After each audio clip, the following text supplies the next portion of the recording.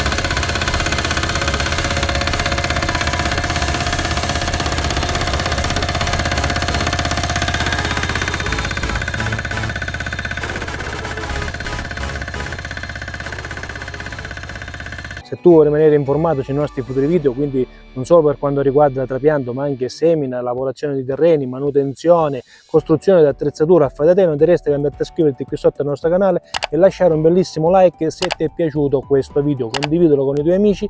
Noi ci vediamo in un prossimo video. Ciao!